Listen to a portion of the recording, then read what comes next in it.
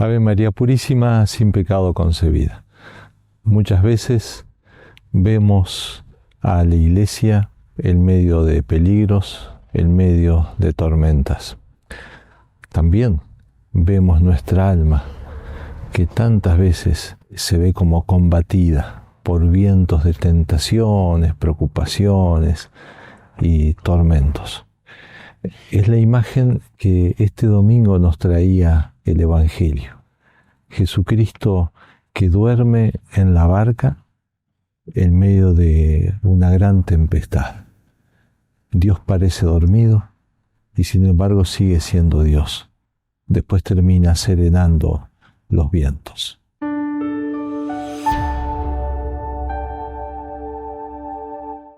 Les propongo leer rápidamente los versículos de San Marcos que leíamos este domingo en la misa. Los tres evangelistas sinópticos cuentan este episodio, pero Marcos es el que da mejores detalles. Claro, es que Marcos fue secretario de San Pedro, nada menos. Fue el que puso por escrito la predicación de Pedro en su evangelio. Y Pedro fue testigo ocular de todo esto. Y es muy posible que la barca donde iba Jesús con los apóstoles fuese la barca de Pedro. Dice, se levantó una fuerte borrasca y las olas irrumpían en la barca de suerte que ya se anegaba. Jesús quiere pasar a la otra orilla. En esta parte, el mar de Galilea o el lago de Galilea o lago de Tiberíades, que es un lago, no es un mar, en esta parte tiene unos 12 kilómetros más o menos, que podían llevar unas 3 horas de navegación. Pero pasaba muchas veces que venían los vientos fríos del norte, del monte Hermón, monte Nevado, ahí en la frontera de Líbano, Siria e Israel. Y esos vientos fríos provocaban estas tormentas muchas veces inesperadas y violentas, especialmente para las pequeñas embarcaciones de los pescadores. Ahí lo sorprende a los apóstoles esta tormenta y dice el Evangelio, él, Jesús, estaba en popa, en la parte de atrás del barco, en el sitio del huésped que le solían decir los pescadores, durmiendo sobre un cabezal. Y le despiertan. Jesús dormía y este es el único pasaje de los evangelios en que se nombra el sueño de Jesús. Jesús dormía. Se hace el dormido. Si los tres evangelistas dicen que dormían, tiene que ser que dormía. Tiene que ser verdad. Pero ¿cómo puede dormir el Señor navegando y en medio de una tormenta? El padre Castellani dice muy bien, dice, solo un niño o un animal puede dormir en esas condiciones en que los evangelios dicen que Cristo realmente dormía. Y también un hombre que esté cansado como un animal y tenga una naturaleza tan sana como la de un niño. Y Jesús es así, es inocencia y esa buena salud de un niño. Y por otra parte, el cansancio, agotado del trabajo, el Señor, que es bien hombre, que se hizo hombre en serio, también se cansa, tiene que reponerse y dormía. El Señor, obviamente, usa este mismo sueño para poner a prueba a los apóstoles, pero no inventando cosas raras. Los prueba con la realidad, los prueba con la vida. Era propio de los pescadores tener que enfrentarse tantas veces con tormentas, pero será propio de un apóstol enfrentarse con las grandes tormentas en el mundo y las persecuciones de Satanás y de los enemigos de Dios. Entonces, el Señor los está preparando a los apóstoles. San Juan Crisóstomo dice, por una parte, permite todo esto para que no se envanezcan, para que sientan el temor, porque habían sido elegidos de Jesús, habían visto a Jesús hacer milagros y tal vez ellos mismos habían hecho algún que otro milagro.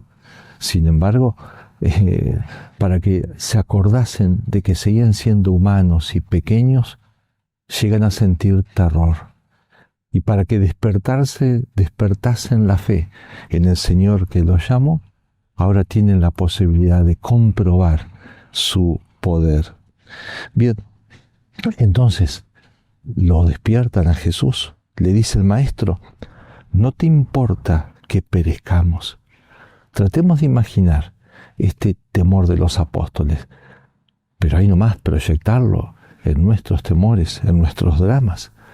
¿Cuántas veces miramos el panorama en algunas situaciones de la iglesia? Dice, pero Señor duerme. ¿Qué pasa? ¿No le importa que estemos pereciendo? O la situación en mi vida personal, quiero hacer las cosas bien, o en mi familia, quiero educar bien a mis hijos y tantas cosas, y parece que todo infructuosamente. No le importa al Señor que nos aneguemos, que nos hundamos. Esa pregunta que hacen los apóstoles tiene una cierta agresividad. No solamente está diciendo, Señor, no estás haciendo nada, se lo reprochan, como que no te importa. Es justamente todo lo contrario a lo que pasa por el corazón de Dios. El Señor no ha hecho otra cosa que mostrarme su atención sobre mí, su dedicación paternal y de amigo, su preocupación permanente. Y aún en esto mismo, en esta prueba y en este sueño del Señor, está buscando mi bien. Si al Señor no le importase la vida de los apóstoles, no hubiese estado ahí en la barca, no estaría con ellos. Si al Señor no le importase mi vida o no le importase la vida de la iglesia, no estaría trabajando permanentemente sobre mi alma, haciéndome rechazar tentaciones, perdonándome pecados una y otra vez cada vez que me confieso, concediéndome algunas luces cuando menos lo esperaba y haciéndome salir airoso de alguna situación complicada. No estaría ahí si no le importase mi vida. Dice el Evangelio, habiéndose despertado, increpó al viento y dijo al mar, calla, enmudece. Es la misma palabra que usó en el Antiguo Testamento. Dios varias veces en el Antiguo Testamento mandó a las fuerzas de la naturaleza que se frenaran, que callaran, o que se abriese el Mar Rojo para que pasase el pueblo judío. De esta manera, el Señor muestra que se ha hecho hombre, que duerme como un hombre, pero manda como Dios, porque es Dios. Al encarnarse no dejó de ser Dios.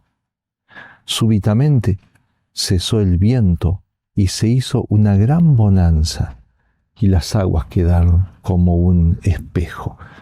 Esto también es tan hermoso.